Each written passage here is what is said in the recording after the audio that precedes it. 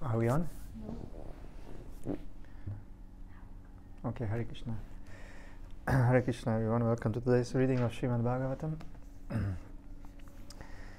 It's been a long time. So, to refresh, we just finished the chapter 8 of second canto with all the questions of King Parikshit to Shikara Goswami. Now today we're starting chapter 9 with the answers. And the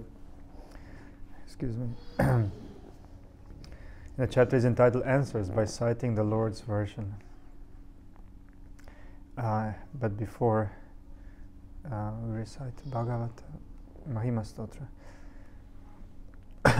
Sarva Shastrabdi Piyusha Sarva Vedaika Satpalam Sarva Siddhantna Ratnanya Sarva Lokaika Drikpradam Sarva Bhagavata Prana Srimad Bhagavata Prabhu Kalidvanto Ditaditya Shri Krishna Parivartita Paramananda Patnaya Prema Vakshaksharayate Sarvanda Sarvasevyaya Shri Krishna Namostume Madeka Bando Matsangin Madguru Matmahadana Manishtaraka Madbhagya Madananda Namostute Asadu Sadutadayin Atinicho Chataraka Hanamuncha Kadachimam Premahrit Kantayosvura.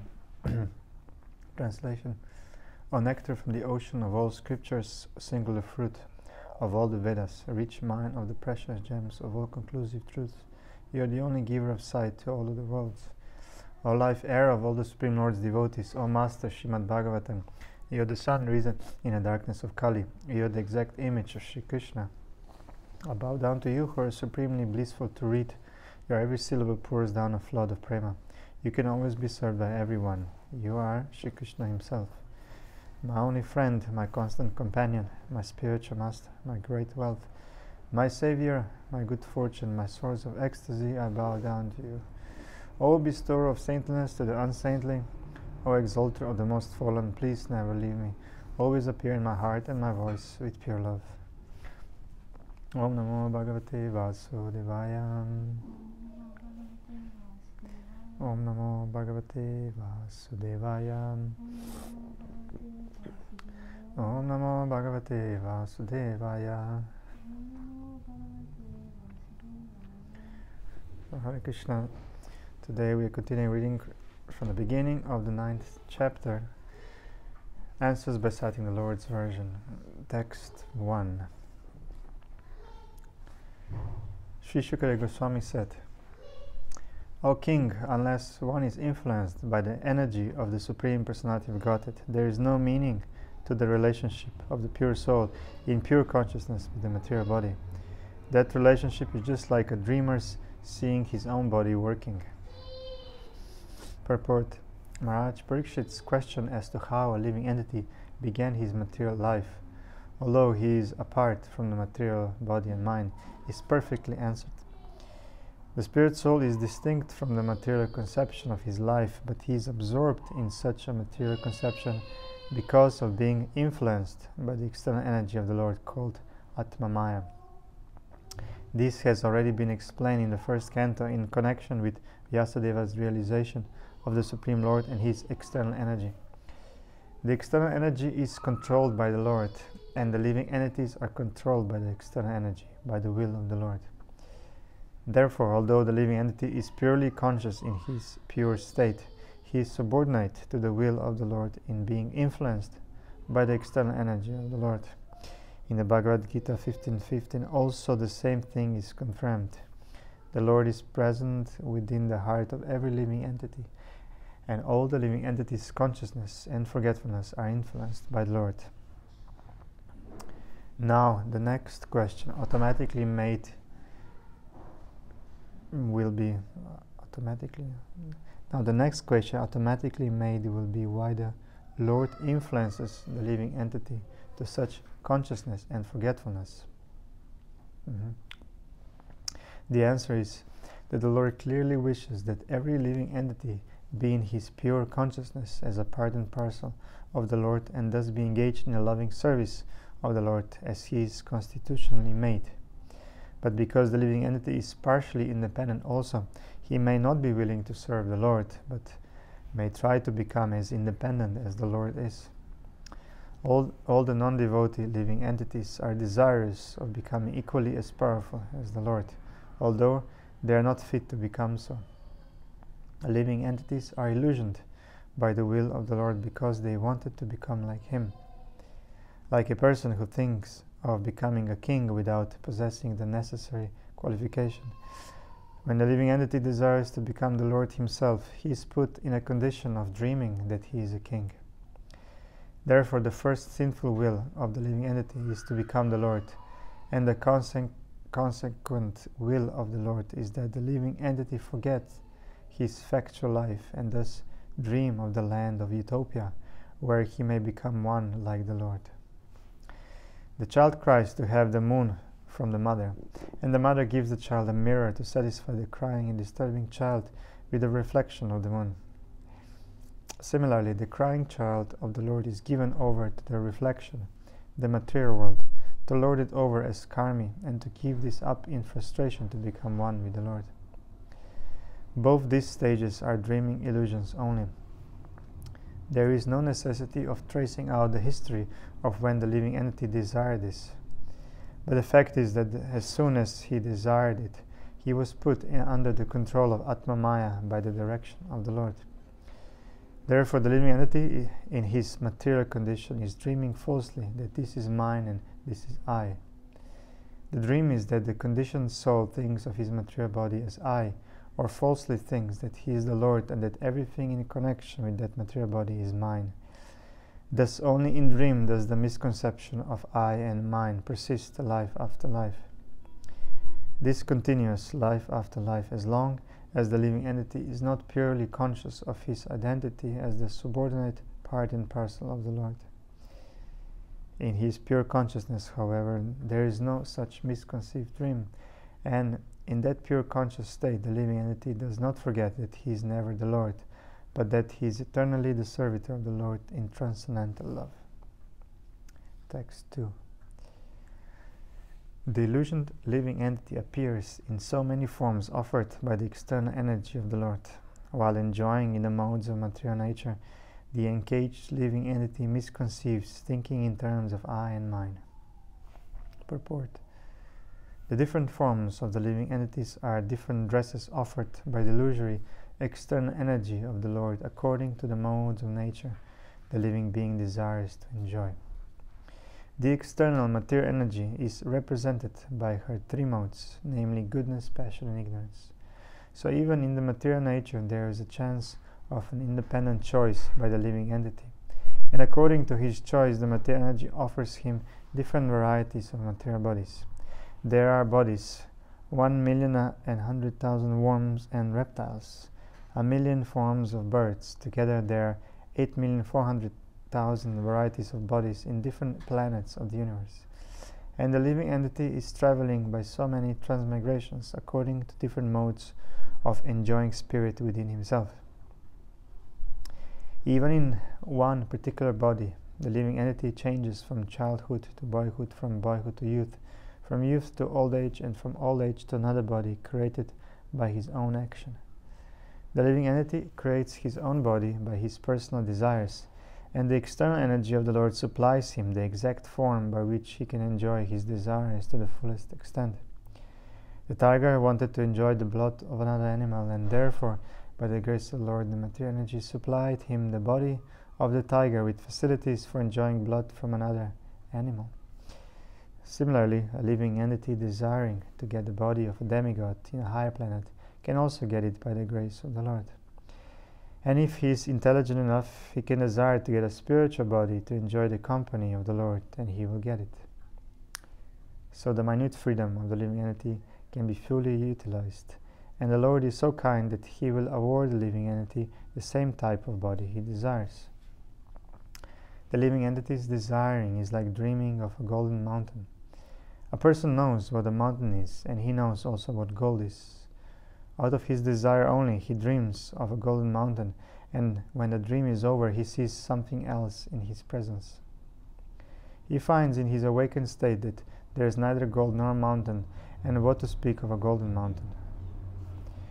The different positions of the living entities in the material world under multifarious manifestations of bodies are due to the misconception of mine and I.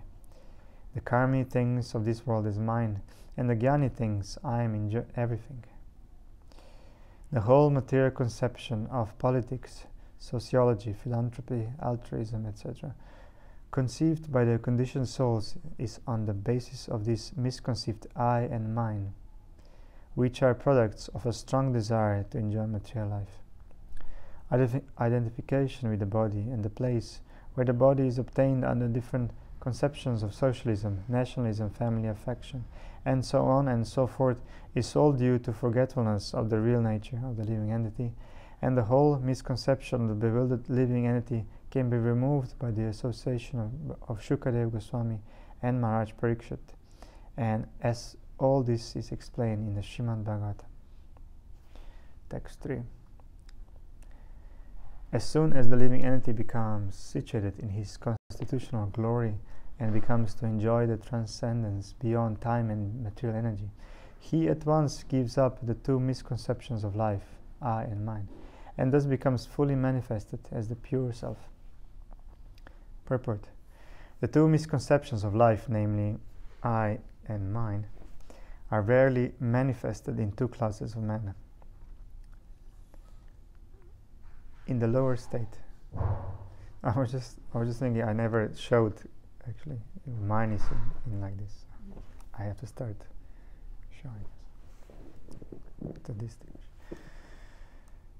In the lower state, the conception of mine is very prominent, and in the higher state, the misconception of I is prominent.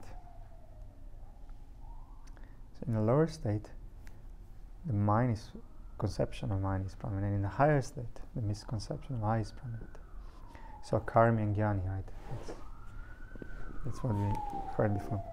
In the animal state of life, the misconception of mine is perceivable even in the category of cats and dogs who fight with one another with the same misconception of mine. In the lower stage of human life, the same misconception is also prominent in the shape of it is my body, it is my house, it is... Okay. Huh? There's lots of them. Okay, and hope you get it. It's best if you read along. Just trying to show. So I'm making fool of myself. So it is my house, it is my family, it is my caste, it is my nation, it is my country, and so on. And in the higher stage of speculative knowledge, the same misconception of mine is transformed into I am, or it is all I am, it is all I am, etc. There are many classes of men comprehending the same misconception of I and mine in different colors. But the real significance of I can be realized only when one is situated in the consciousness of I am the eternal servitor of the Lord. This is pure consciousness, and the whole Vedic literatures teach us this conception of life. The misconception of I am the Lord, or I am the Supreme, is more dangerous than the misconception of mine. Although there are sometimes directions in the Vedic literatures to think oneself one with the Lord, that does not mean that one becomes identical with the Lord in every respect. Undoubtedly, there is oneness of the living entity with the Lord in many respects, but ultimately the living entity is subordinate to the Lord, and he is constitutionally meant for satisfying the senses of the Lord. The Lord therefore asks the conditioned souls to surrender unto him.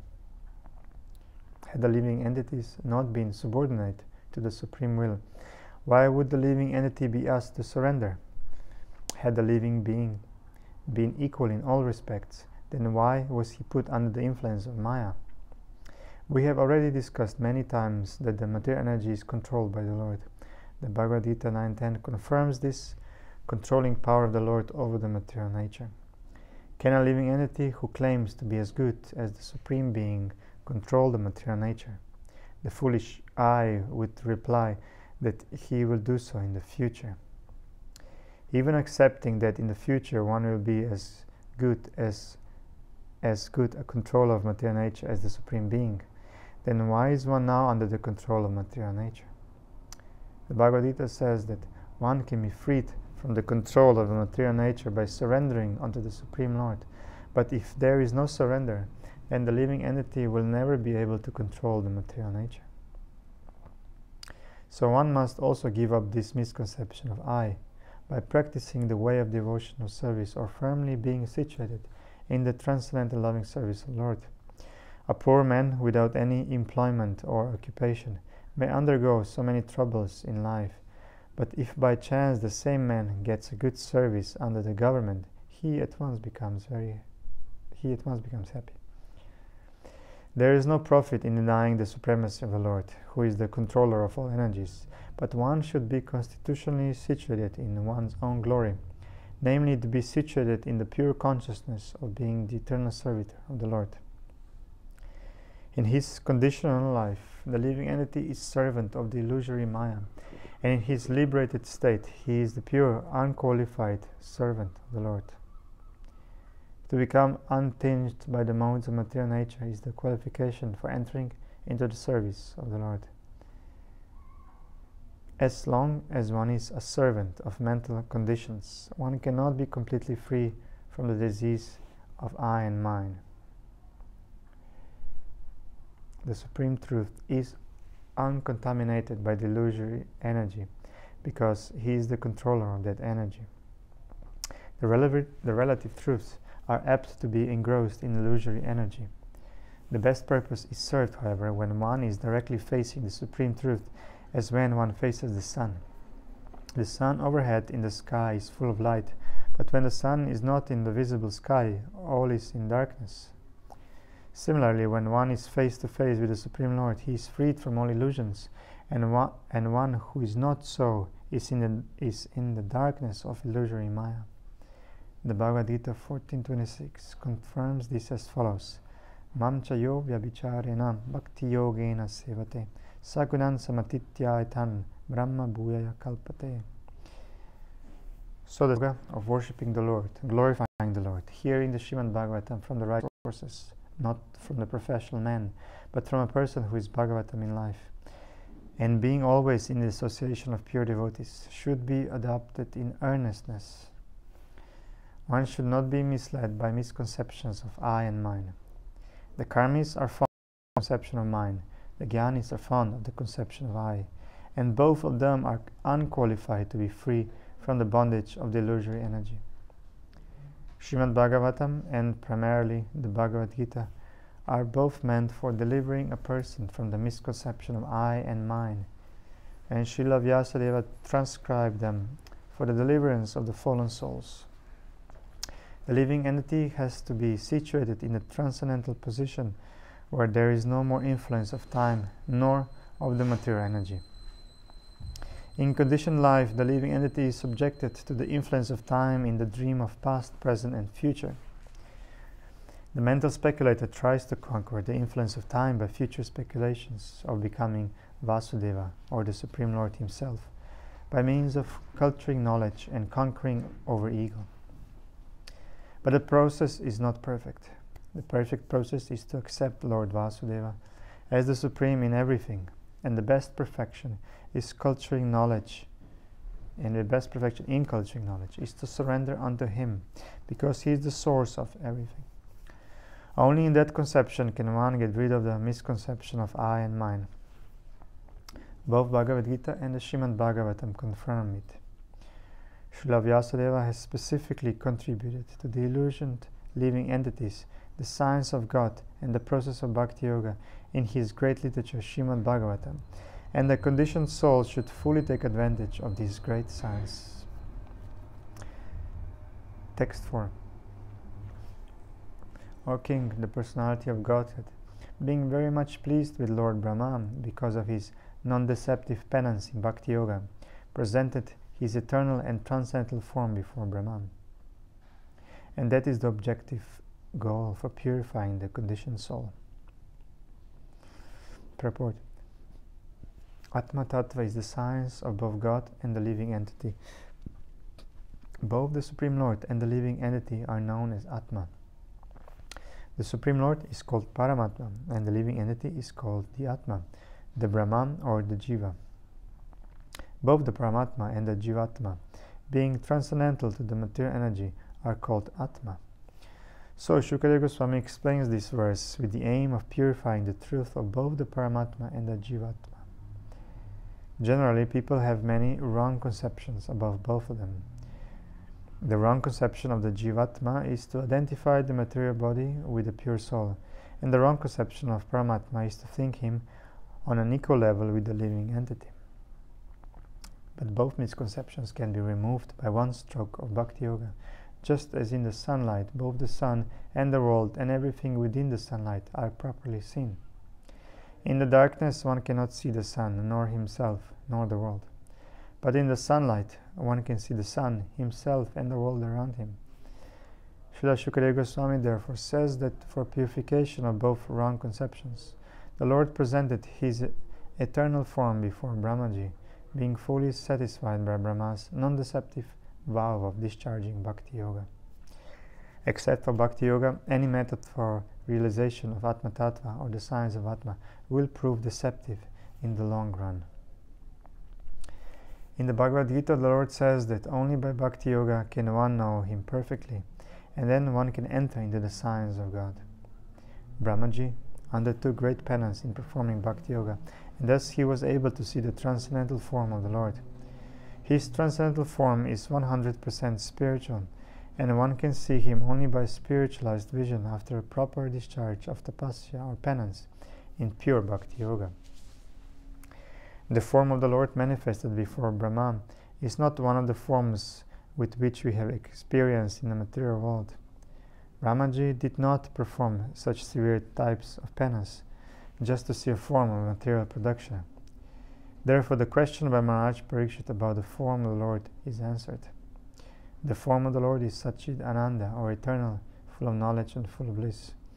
But the material form of the living being is neither eternal, nor full of knowledge, nor blissful. That is the distinction between the form of the Lord and that of the conditioned soul. The conditioned soul, however, can regain his form of eternal knowledge and bliss simply by seeing the Lord by means of Bhakti Yoga. The summary is that, due to ignorance, the conditioned soul is engaged in the temporary varieties of material forms. But the Supreme Lord has no such temporary form like the conditioned souls. He is always possessed of an internal form of knowledge and bliss, and that is the difference between the Lord and the living entity. One can understand this difference by the process of Bhakti Yoga. Brahma was then told by the Lord the gist of Srimad Bhagavatam in 4 original verses. Thus, Srimad Bhagavatam is not a creation of the mental speculators. The sound of Srimad Bhagavatam is transcendental, and the resonance of Srimad Bhagavatam is as good as Vedas. The topic of the Srimad Bhagavatam is the science of both the Lord and the living entity. Regular reading or hearing of Srimad Bhagavatam is a performance of Bhakti Yoga, and one can attain the highest perfection simply by the association of Srimad Bhagavatam. Both Shukadeva Goswami and Maharaj Parikshit attained perfection through the medium of Srimad Bhagavatam. Text 5. Lord Brahma, the first spiritual master, supreme in the universe, could not trace out the source of his lotus seat, and while thinking of creating the material world, he could not understand the proper direction for such creative work, nor could he find out the process for such creation. Purport. This verse is the prelude for explaining the transcendental nature of the form and the abode of the Lord. In the beginning of Srimad Bhagavatam, it has already been said that the Supreme Absolute Truth exists in His own abode without any touch of the deluding energy. Therefore, the kingdom of God is not a myth, but factually a different and transcendental sphere of planets known as the Vaikunthas. This will also be explained in this chapter. Such knowledge of the spiritual sky far above this material sky and its paraphernalia can be by dint of devotional service or Bhakti Yoga. The power of creation by Lord Brahma was also achieved by Bhakti Yoga. Brahmaji was bewildered in the matter of creation, and he could not even trace out the source of his own existence. But all this knowledge was fully achieved by him through the medium of Bhakti Yoga. But Bhakti Yoga one can know the Lord, and by knowing the Lord as the Supreme, one is able to know everything else. One who knows the Supreme knows everything else. That is the version of all Vedas. Even the first spiritual master of the universe was enlightened by the grace of the Lord, so who else can attain perfect knowledge of everything without the mercy of the Lord? If anyone desires to seek perfect knowledge of everything, he must seek the mercy of the Lord, and there is no other means. To seek knowledge on the strength of one's personal attempt is a sheer waste of time. Text 6. While thus engaged in thinking in the water, Brahmaji heard twice from nearby 2 syllables joined together. One of the syllables was taken from the 16th and the other from the 21st of the Sparsha alphabets, and both joined to become the wealth of the renounced order of life. Purport. In Sanskrit language, the consonant alphabets are divided into 2 divisions, namely the Sparsha Varnas and the Talavya Varnas. From Ka to Ma, the letters are known as the Sparsha Varnas, and the 16th of the group is called Ta, whereas the 21st letter is called Pa. So when they are joined together, the word Tapa or penance is constructed. This penance is the beauty and wealth of the Brahmanas and the renounced order of life. According to Bhagavatam philosophy, every human being is meant simply for this tapa and for no other business, because by penance only can one realize his self, and self-realization, not sense gratification, is the business of human life. This tapa or penance was begun from the very beginning of the creation, and it was first adopted by the Supreme Spiritual Master, Lord Brahma. By tapasya only can one get the profit of human life, and not by a polished civilization of animal life. Polished civilization of animal life. The animal does not know anything except sense gratification and the jurisdiction of eat, drink, be merry, and enjoy. But the human being is made to undergo tapasya for going back to Godhead, back home. When Lord Brahma was perplexed about how to construct the material manifestations in the universe and went down within the water to find out the means and the source of his lotus seat, he heard the word tapa vibrated twice. Taking the path of tapa is the second birth of the desiring disciple. The word upashrinot is very significant. It is similar to upanayana, or bringing the disciple nearer to the spiritual master for the path of tapa. So Brahmaji was thus initiated by Lord Krishna, and this fact is corroborated by Brahmaji himself in his book, the Brahma Samhita. In the Brahma Samhita, Lord Brahma has sung in every verse, Govindam Adipurusham Tam Aham Bhajami.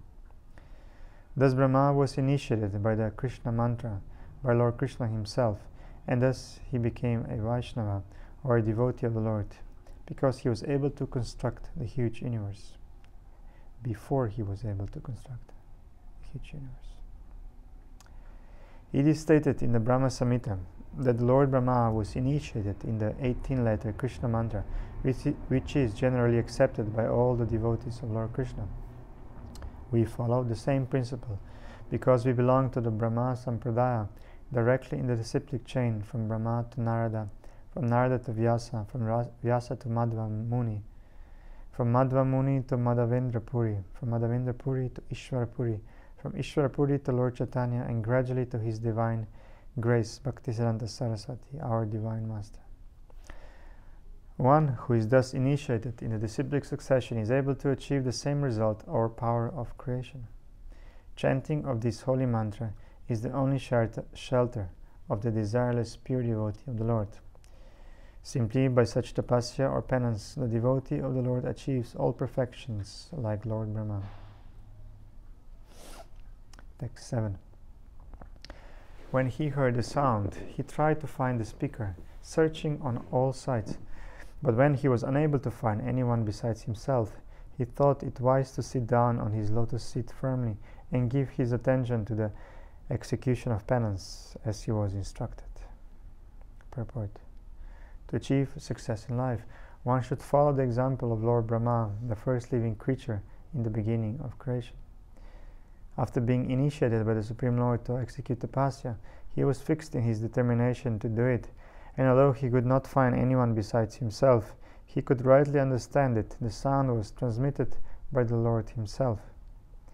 Brahma was the only living being at that time because there was no other creation and none could be found there except himself. In the beginning of the first canto, in the first chapter, first verse of the Srimad Bhagavatam, it has already been mentioned that Brahma was initiated by the Lord from within.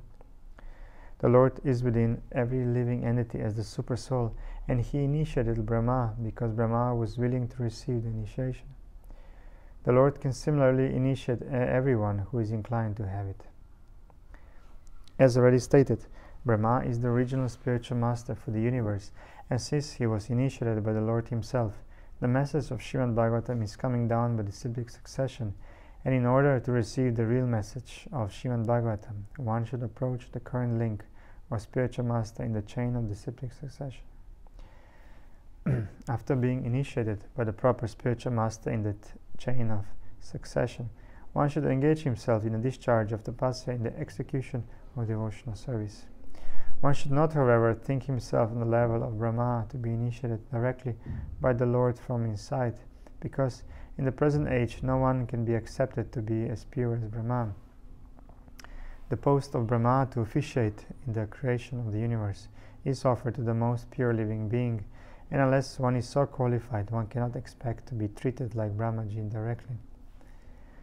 But one can have the same facility through unalloyed devotees of the Lord, through scriptural instructions, as revealed in the Bhagavad Gita and Srimad Bhagavatam especially, and also through the bona fide spiritual master available to the sincere soul. The Lord himself appears as the spiritual master to a person who is sincere in heart about serving the Lord.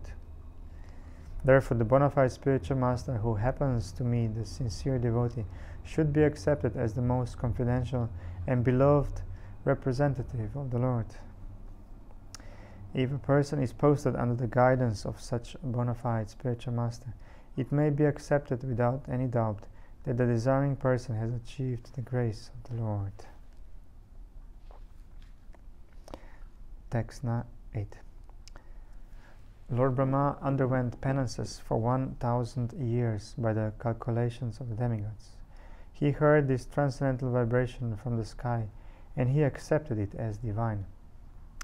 Thus he controlled his mind and senses, and the penances he executed were a great lesson for the living entities. Thus he is known as the greatest of all ascetics. Purport.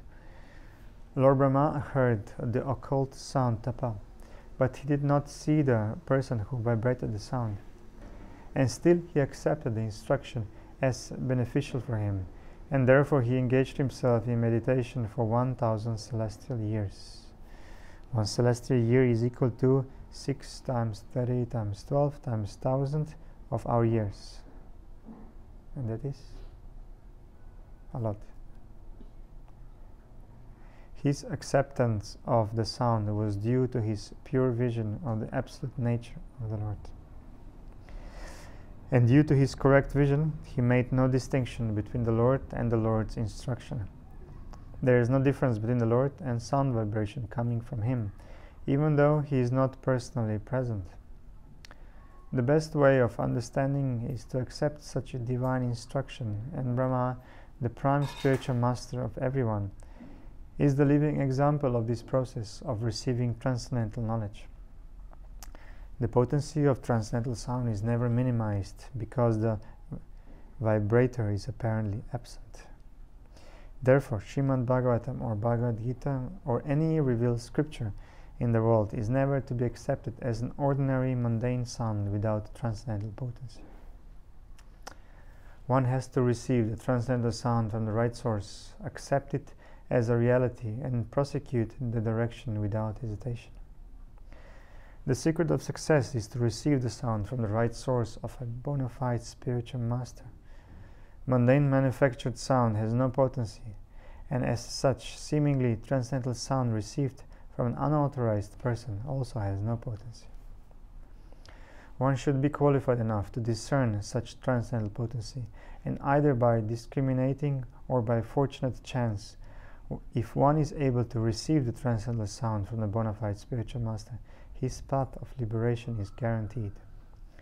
The disciple, however, must be ready to execute the order of the bona fide spiritual master, as Lord Brahma executed the instruction of his spiritual master, the Lord himself. Following the order of the bona fide spiritual master is the only duty of the disciple, and this completely faithful execution of the order of the bona fide spiritual master is the secret of success. Lord Brahma controlled his 2 grades of senses by means of sense perception and sense organs, because he had to engage such senses in the execution of the order of the Lord. Therefore, controlling the senses means engaging them in the transcendental service of the Lord.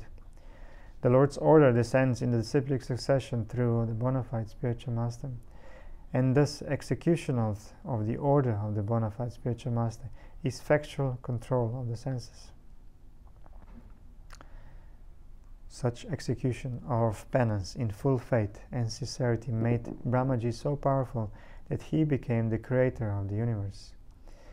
And because he was able to attain such power, he is called the best amongst all the tapasvis. Text 9. The personality of Godhead. Thus, is this where it begins, the Chatur Shloki? I'm just thinking if the Chatur Shloki begins here, or, I know it's in 9th chapter. Okay, let's read 9.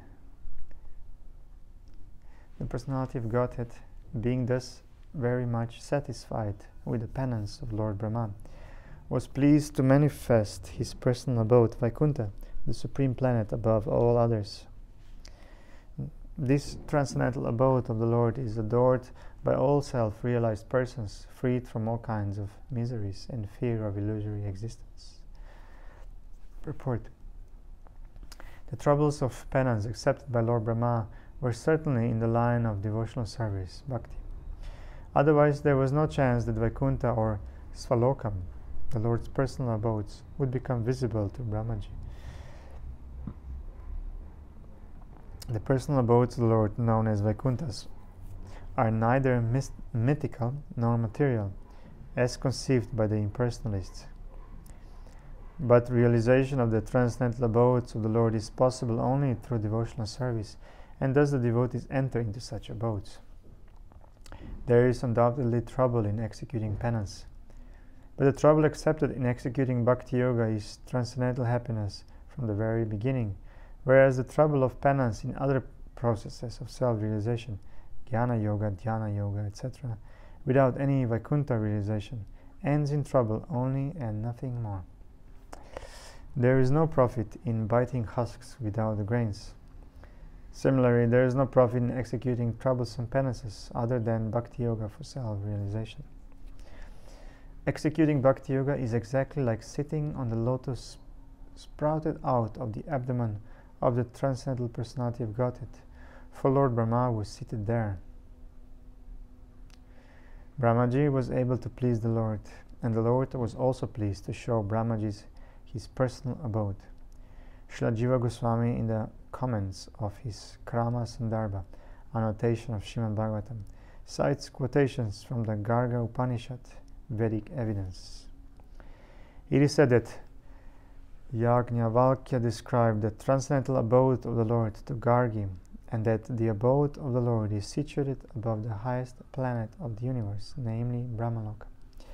This abode of the Lord, although described in revealed scriptures like the Bhagavad Gita and the Srimad Bhagavatam, remains only a myth for the less intelligent class of men with a profound knowledge. Herein the word Swadrishtavabhihi is very significant. One who has actually realized his self realizes the transcendental form of one's self. Impersonal realization of self and the Supreme is not complete because it is just an opposite conception of material personalities. The personality of Godhead and the personalities of devotees of the Lord are all transcendental. They do not have material bodies. The material body is overcast with 5 kinds of miserable conditions, namely ignorance, material conception, attachment, hatred, and absorption. As long as one is overwhelmed by those 5 kinds of material miseries, there is no question of entering into Vaikuntha Lokas. The impersonal conception of oneself is just the negation of material personality and is far from the positive existence of personal form. The personal forms of the transcendental abode will be explained in the following verses. Brahmaji also described the highest planet of the Vaikuntha as Goloka Vrindavan, where the Lord resides as a cowherd boy, keeping transcendental Surabhi cows and surrounded by hundreds and thousands of goddesses of fortune. Chintamani prakara sadma shukalpa vriksha laksha vriteshu Surabhi abhipalayantam Lakshmi sahasra shatasam brahma sevyamanam govindamadi purusham tamaham bhajami. Brahma Samhita 5.29. The statement of the Bhagavad Gita, Yat katvana nivartante taddama paramam mama 15.6, is also confirmed herewith. Param means transcendental Brahman. Therefore, the abode of the Lord is also Brahman, none different from the Supreme Personality of Godhead. The Lord is known as Vaikuntha, and his abode is also known as Vaikuntha. Such Vaikuntha realization and worship can be made possible by transcendental form and sense.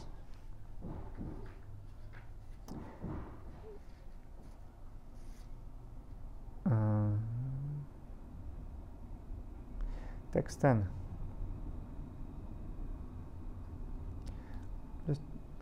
I'm really almost sure this is chapter shlok. Chapter shlok is the original 4 verses.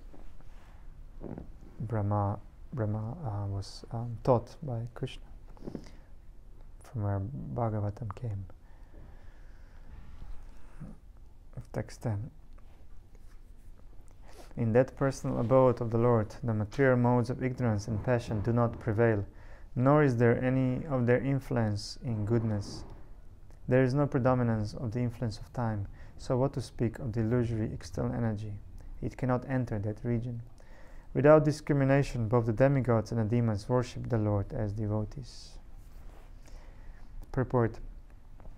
The kingdom of God, or the atmosphere of the Vaikuntha nature, which is called the Tripad Vibhuti, is 3 times bigger than the material universes and is described here, as also in the Bhagavad Gita in a nutshell. This universe, containing billions of stars and planets, is one of the billions of such universes clustered together within the compass of the Mahatattva. And all these millions and billions of universes combined together constitute only 1/4 of the magnitude of the whole creation of the Lord. There is the spiritual sky also. Beyond this sky are the spiritual planets under the names of Vaikuntha, and all of them constitute 3/4 of the entire creation of the Lord. God's creations are always innumerable.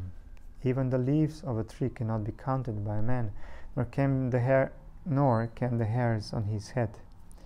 However, foolish men are puffed up with the idea of becoming God himself, though unable to create a hair of their own bodies. Man may discover so many wonderful vehicles of journey, but even if he reaches the moon by his much advertised spacecraft, he cannot remain there. The sane man, therefore, without being puffed up, as if he were the God of the universe, abides by the instructions of the Vedic literature, the easiest way to acquire knowledge in transcendence. So let us know through the authority of Srimad Bhagavatam of the nature and constitution of the transcendental world beyond the material sky.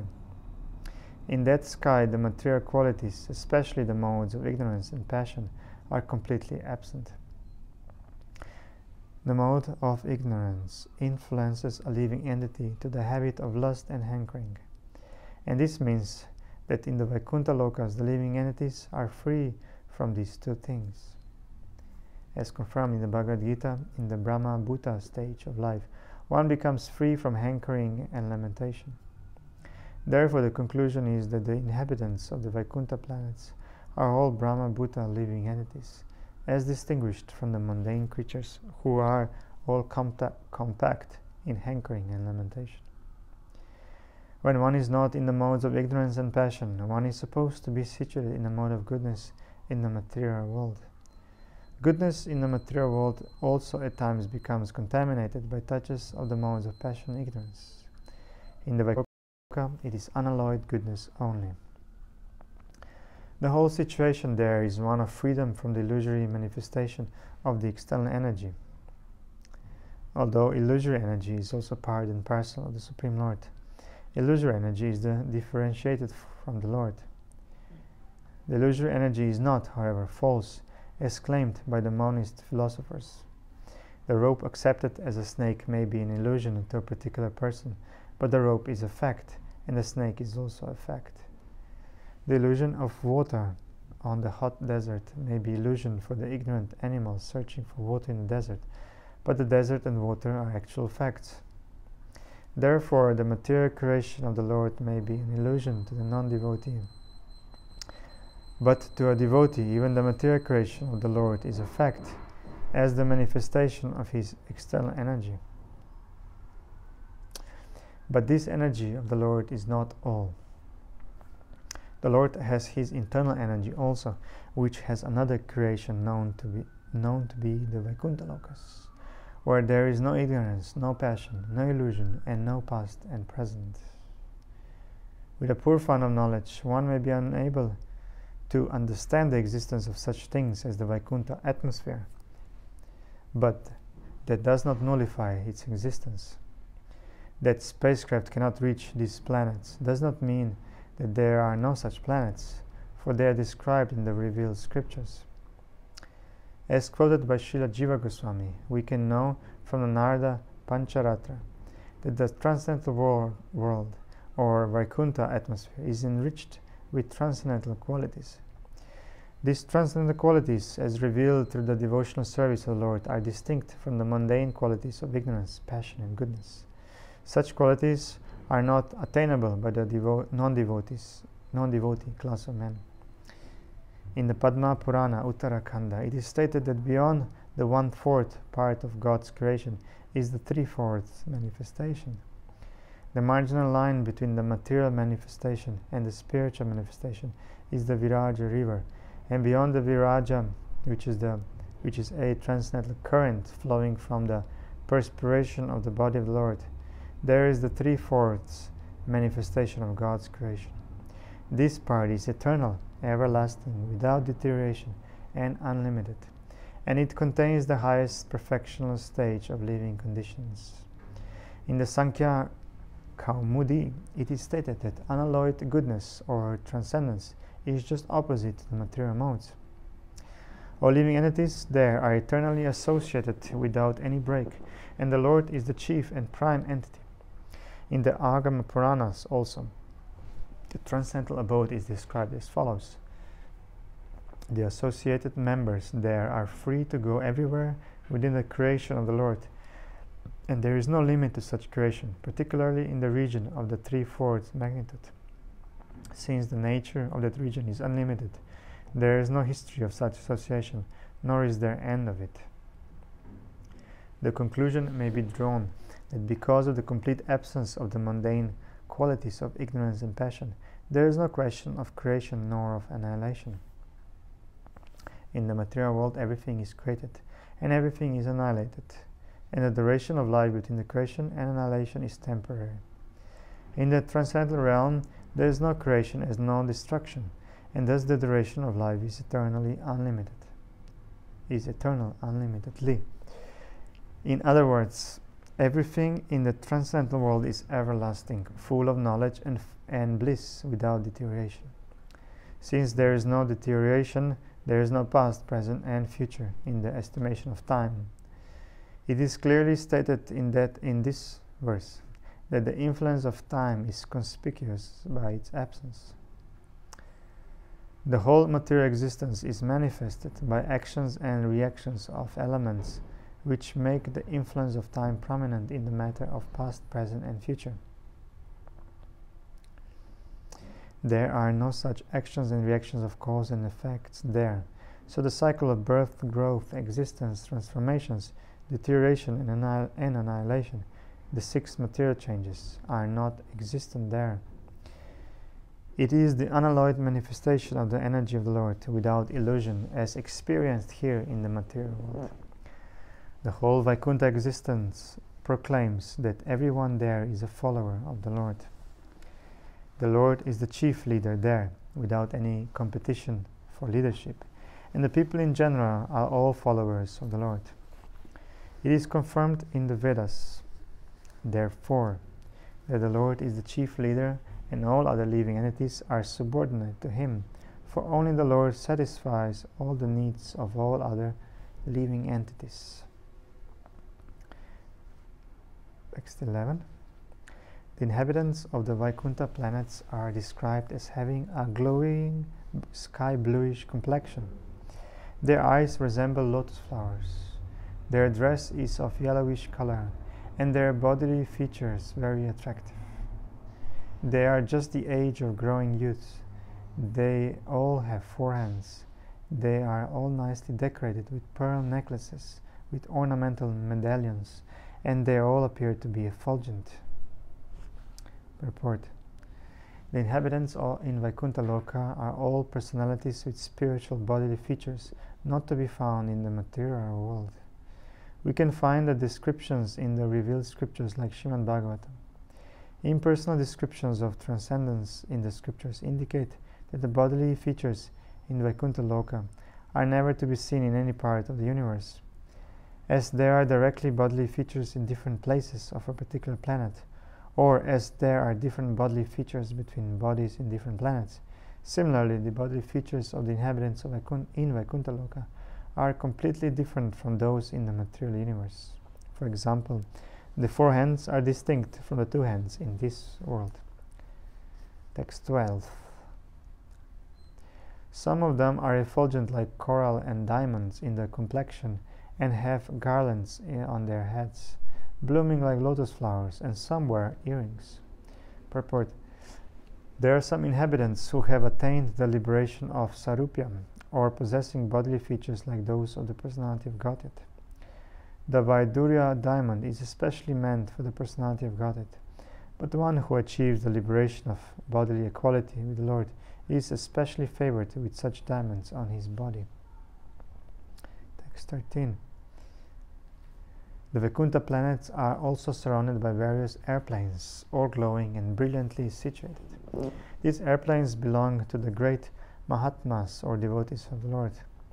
The ladies are as beautiful as lightning because of their celestial complexions, and all these combined together appear just like the sky decorated with both clouds and lightning.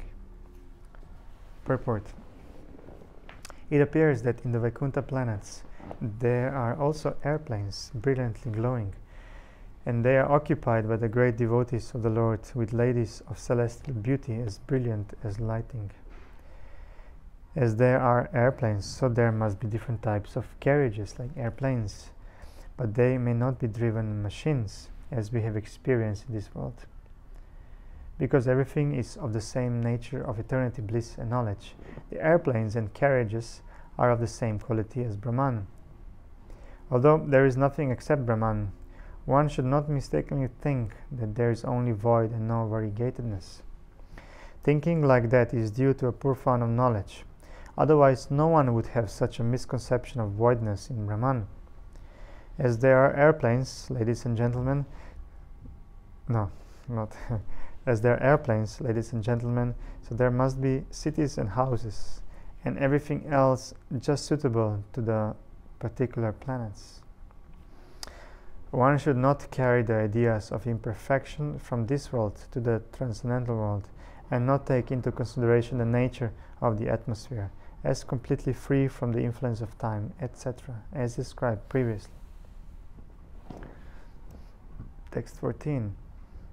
The goddess of fortune in her transcendental form is engaged in the loving service of the Lord's lotus feet, and being moved by the black bees, followers of spring, she is not only engaged in variegated pleasure, service the Lord, along with her constant companions, but is also engaged in singing the glories of the Lord's activities. 15. Lord Brahma saw in the Vaikuntha planets the personality of Godhead, who is the Lord of the entire devotee community, the Lord of the goddess of fortune, the Lord of all sacrifices, and the Lord of the universe, and who is served by the foremost servitors like Nanda, Sunanda, Prabhala, and Arhana, his immediate associates. Purport. When we speak of a king, it is naturally understood that a king is accompanied by his confidential associates, like his secretary, private secretary, aide-de-camp, ministers, and advisors. So also, when we see the Lord, we see him with his different energies, associates, confidential servitors, etc. So the Supreme Lord, who is the leader of all living entities, the Lord of all devotee sects, the Lord of all opulences, the Lord of sacrifices, and the enjoyer of everything in his entire creation, is not only the Supreme Person, but also is always surrounded by his immediate associates, all engaged in their loving, transcendental service to him. Do we have time for one more? Yeah, one more. Count down. 4 minutes. Okay. Let's see if I squeeze 2. No, I'll just go slower. 1. No rush. No, we'll do 1. 16. It's a good number to start. 16. Translation. The personality of Godhead, seen leaning favorably towards his loving servitors, his very sight intoxicating and attractive, appeared to be very much satisfied. He had a smiling face decorated with an enchanting reddish hue. He was dressed in yellow robes and wore earrings and a helmet on his head. He had 4 hands, and his chest was marked with the lines of the goddess of fortune. Purport. In the Padma Purana, Uttarakhanda, there is a full description of the Yoga Pit, or the particular place where the Lord is in audience to his eternal devotees. In that Yoga Pit, the personification of religion, knowledge, opulence, and renunciation are all seated at the lotus feet of the Lord. The 4 Vedas, namely Rik, Sama, Yajur, and Atharva, are present there personally to advise the Lord. The 16 energies headed by Chanda are all present there. Chanda and Kumuda are the first 2 doorkeepers. At the middle door are the doorkeepers named Bhadra and Subhadra, and at the last door are Jai and Vijay. There are other doorkeepers also, named Kumuda, Kumudaksha, Pundarika, Vamana, Shankukarna, Sarvanetra, Sumukha, etc. The Lord's palace is well decorated and protected by the above mentioned doorkeepers. So we make a bookmark here. We are continuing tomorrow at verse 17 of chapter 9, Canto 2. Okay, Srimad Bhagavatam ki jai. Srila Prabhupada ki jai.